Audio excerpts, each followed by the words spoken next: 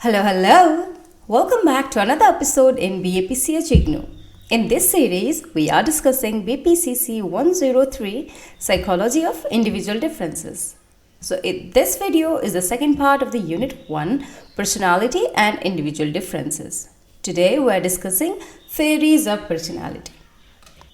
And if you are joining us for the very first time, a huge warm welcome to you. Thank you for tuning in. We are your go-to channel for all things in BA Psychology Honours, especially the core courses. Don't forget to subscribe so you won't lose us in the sea of YouTube videos. There are 6 theories at the moment, so we are going to understand these in the video. You ready? Let's begin. The first one is Psychodynamic Theories of Personality. So Sigmund Freud was the first one to come up with psychodynamic theories about personality. These theories also include ideas from Erikson and Adler. So we'll be reading about it on other courses, but for now, let's focus on Freud. So Freud's main theory was called psychoanalysis. So this theory, psychoanalysis, suggests that our behavior and personality are largely influenced by hidden desires and memories we aren't even aware of. Now imagine our mind like an iceberg. So the tip that is above the water is our conscious thought, while the vast part underwater is our unconscious mind, where deeper thoughts and feelings reside. So Freud believed our behavior and personality come from hidden needs, memories, and motivation. These things are often not in our conscious awareness. Let's take an example. Imagine you are afraid of dogs, but you don't know why. So Freud here might say something in your past, maybe a childhood memory that you might have forgotten. It still affects you without you realizing it. So according to Freud, a lot of what we do and who we are is influenced by things we are not even aware of. They are lurking in our unconscious mind. So Freud says our personality has 3 main parts that sometimes clash with each other. Those 3 personality are id, superego, ego. So what is id? So id, it resides in our unconscious mind. It's like a kid wanting everything right away. Okay, so it follows pleasure principle, wanting instant satisfaction and without even thinking the consequences or rules. For example, if you see a toy and you like it and you want it immediately without considering if you have money or even if it's appropriate to take it. Okay, so next is superego. It is also in our unconscious mind. It's like our moral compass, shaped by society's rules and our parents' teachings. So even if you want to take that toy, for example, your superego reminds you it's not right thing to do. It's not right to steal. The third part is ego. So ego mostly is in our conscious mind. So it's like the mediator between the id and superego, trying to find a balance. It uses rational thinking to balance what the id wants and what the superego says is right. Okay, for example, the ego here might suggest better you save up some money to afford that toy, or you find a way to earn it without breaking the rules. So both id and superego would be happy or satisfied. But what happens when there is a clash?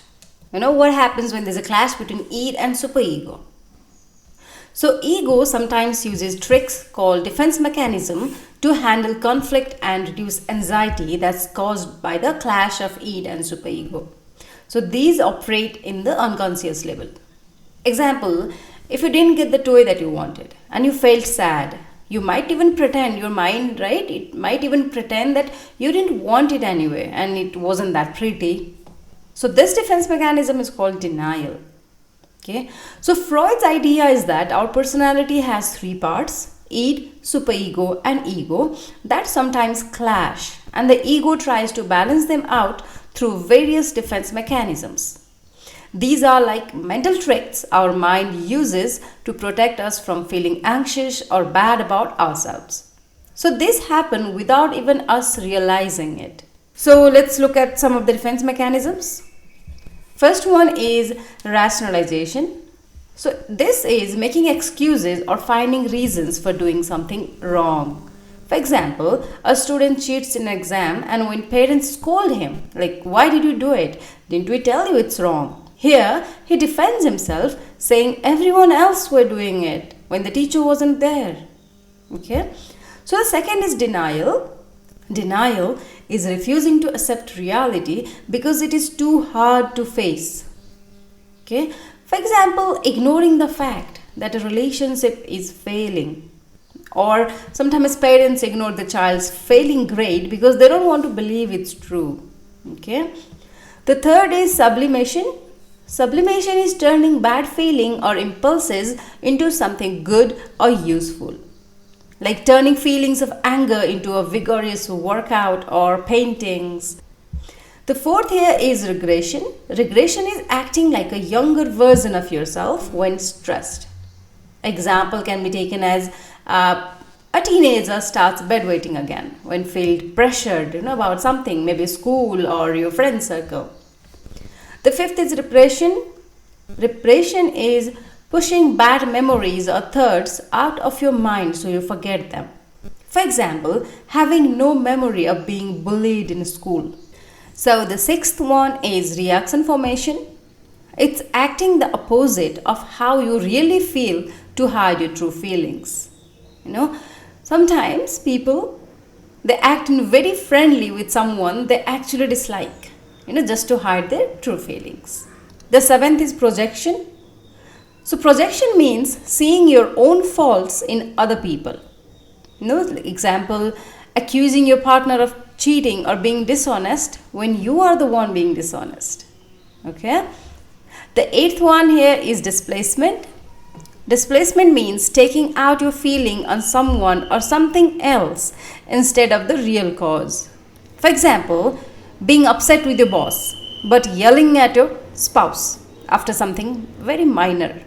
So these defense mechanisms are like mental shields that help us cope with difficult feelings or situations, but sometimes they can also keep us from facing reality. Okay, so now let's understand Freud and childhood. Freud believed that our early childhood experiences shape our personality. He said there are 5 stages of development called psychosexual stages. So Freud thought that as we grow up, our personality forms in 5 specific stages. These stages are all about children's natural desire to find pleasure, which they might even not realize that they have. So each stage focuses on different parts of the body where these desires are strongest. So let's see the 5 stages. The first one is oral stage. It's from 0 to 18 months and the focus is on mouth.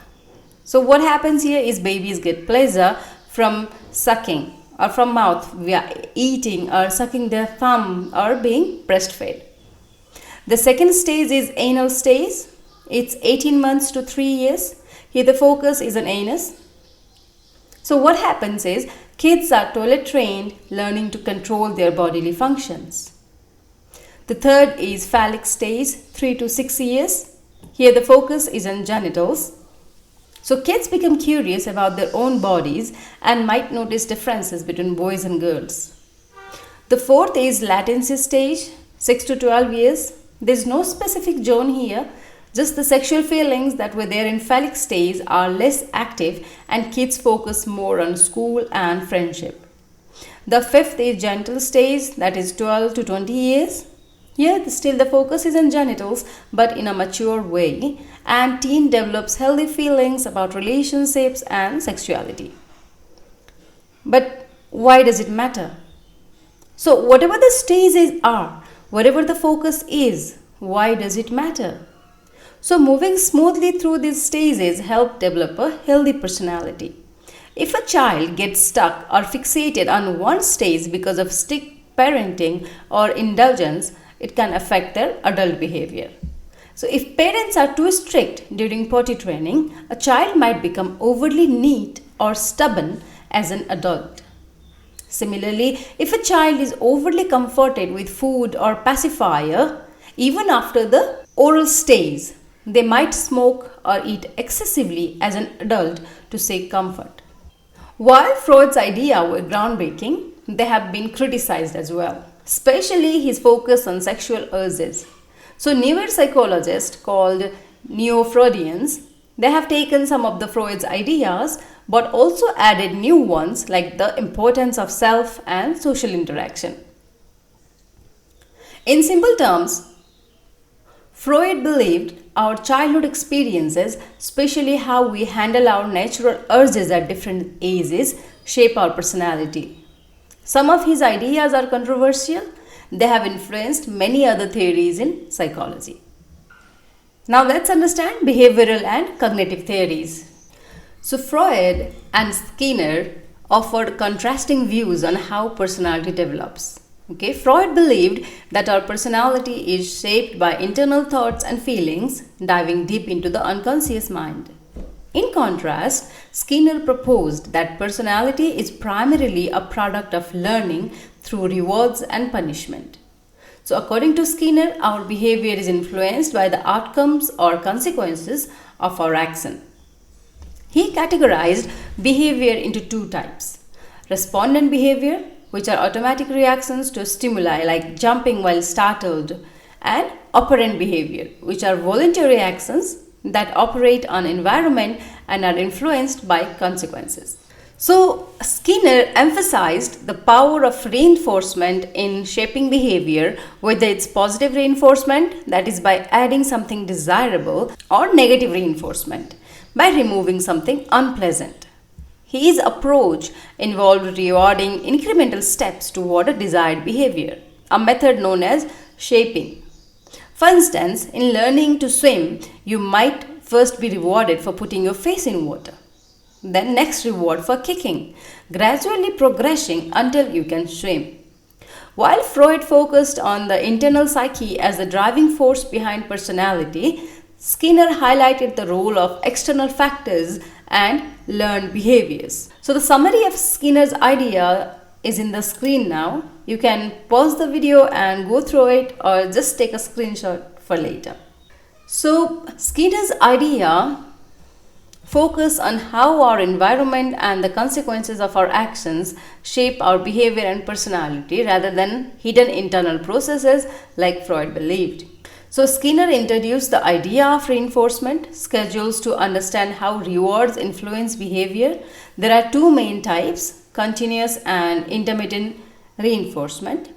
In continuous reinforcement, a reward is given every time a behavior is shown, like giving a dog a treat every time it sits. On the other hand, intermittent reinforcement means rewards are given only sometimes. So the intermittent reinforcement is further divided into 4 types based on fixed or variable responses and time intervals. For example, a fixed ratio might reward after every 10th behavior, while a variable ratio could reward unpredictably after various numbers of behavior. Similarly, a fixed interval might give a reward after every 5 minutes, and a variable interval could reward after a random time interval. So these variable schedules, especially variable ratio and variable interval, can be particularly effective in shaping behavior as they keep the individual engaged and guessing about when the next reward will come, making the behavior more persistent. For example, with video games machine, you never know when you will win, so you just keep playing, right? Okay. So the traditional learning theories initially focused on how external rewards and punishment shape behavior, ignoring the role of social context and thinking in personality development. So Bandura's social learning theory changed this by saying we also learn by watching and imitating others. He later renamed it social cognitive theory to show that our thoughts and social settings also play a big role. According to this theory, behavior is influenced by a continuous interaction among personal factors like thoughts and emotions, environmental factors like social situations, and actual behaviors. This interaction is represented by PBE model: person, behavior, environment. So in this model, all 3 factors are interconnected. They influence and are influenced by each other. Sometimes the environment may have a strong influence on behavior and personality, while at other times personal cognitive factors might be more dominant. This holistic approach offers a more comprehensive understanding of how personality is shaped by a combination of internal cognitive process, social interactions, and environmental factors. So we will continue other 4 theories in our next video. I want to tell you that sometimes these concepts can feel like too much, especially if you are new to this course and concepts. So let's take a break and you can join in on our next video for remaining theories with a fresh mind. Before we wrap up, a big thank you to each one of you for tuning in. Your support is invaluable to us. Got questions or thoughts? Feel free to share them, drop a comment below or DM us on our socials. We are listening. If you enjoyed this video, please hit the like button, and if you haven't already, smash the subscribe button. And don't forget to share it with your friends. See you soon.